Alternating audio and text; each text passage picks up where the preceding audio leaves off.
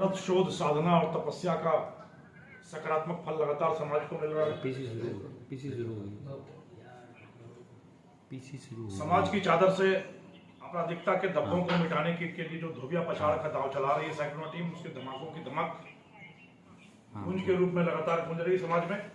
और उसी की एक और कड़ी में ऑपरेशन नर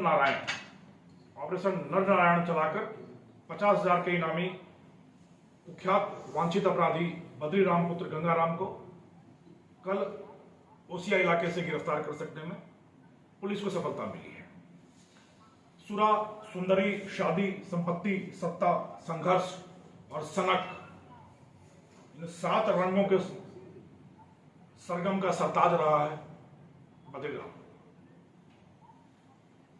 बहुत ही रोचक दिलचस्प कहानी रही है बद्रीराम की आपराधिक यात्रा, जीवन यात्रा बहुत ही दिलचस्प रही है। अब तक करीब 44 अपराध पुलिस के संज्ञान में आ चुके हैं, जो दर्ज हो चुके हैं बद्रीराम के द्वारा कारित किए हुए 44 अपराध। मेवाड़ और मारवाड़ के 6 जिलों में अपराध की गूंज मचा चुका बद्रीराम। चोरी, नकबजनी, वाहन चोरी, शराब तस्करी, पुलिस के साथ मारपीट, हत्या का प्रयास, मारपीट, वाहन चोरी, बलात्कार जैसे हर तरह के संगीन अपराधों में लिप्त रहा है कुख्यात अपराधी बद्रीराम। आज से 27 साल पहले अपनी आपराधिक यात्रा शुरू की बद्रीराम ने। जब 10वीं की पढ़ाई करने के बाद अपने ही आवारा भाइयों की संगत में आकर गुमराह हो गया और जल्दी पैसे कमाने की धुन, परिवार को समृद्ध करने की सनक जगी।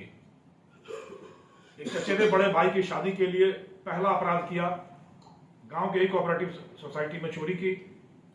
और उसके बाद जब चोरियों का, नकबजनियों का सिलसिला शुरू किया बद्रीराम ने, तो 25 मामले दर्ज हुए बद्रीराम के खिलाफ। विशेष रूप से मंदिरों में चोरी का शौकीन रहा बद्रीराम। इलाके के जितने भी मंदिर हैं, चाहे खिनकौर मंदिर हो, वापिनी मंदिर हो, पुनासर मंदिर हो, मेवाड़ मारवाड़ के ज्यादातर मंदिरों में कई बार जाकर चोरी की वारदातों को अंजाम दिया। कई बार पकड़ा गया, कुछ महीने जेल में काटे और फिर छूटता रहा। यह सिलसिला लगातार चलता रहा और इसी के साथ कई सारे शौक पनपते रहे। चाहे विलासी जीवन जीने का शौक हो, वेश्यावृत्ति का शौक हो, रंगीन मिजाजी का शौक हो, वो लगातार गलत तरीके से आते पैसों के साथ परवान चढ़ते रहे। पिता का मोह, पिता की ममता, पिता का पितृत्व हमेशा बद्रीराम के जीवन पर एक कहर की तरह बरपता रहा। जेल जाता रहा बद्रीराम, पिता उसकी जमानत कराते रहे।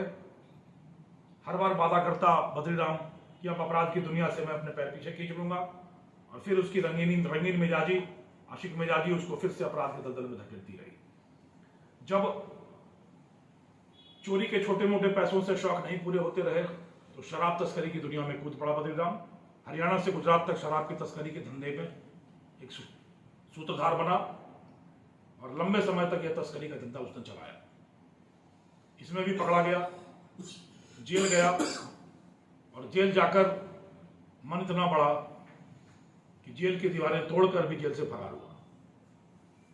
जेल तोड़कर भागने के कुख्यात मामले में वांछित रहा बद्रीराम। बट इसी बीच उसके पिता की मौत हुई और पिता की मौत के बाद जो उसके सर पर जमानत का साया था वो अचानक से विलीन हो गया।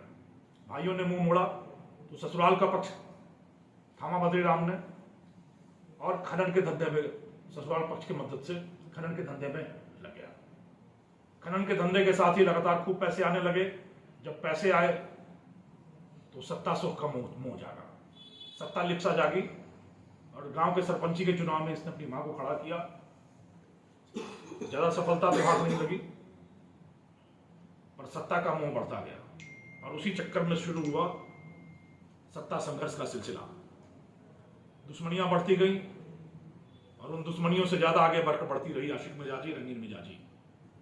महिला मित्रों का अंबार लगा दिया बद्रीराम ने और लगातार रंगीन मिजाजी के किस्से बनाता रहा। इन्हीं किस्सों की जद में बलात्कार और पॉक्सो का एक मुकदमा दर्ज हुआ 2023 में। और तब से फरारी काट रहा था बद्रीराम। विडंबना देखिए कि जो आदमी मंदिर में चोरियों का शौकीन था, मंदिर में जाकर अपराध करता था, अब वो उन्हीं मंदिरों में और मठों में जाकर साधना और शोध में लिप्त हो गया और शांति और सुकून की तलाश करने लगा।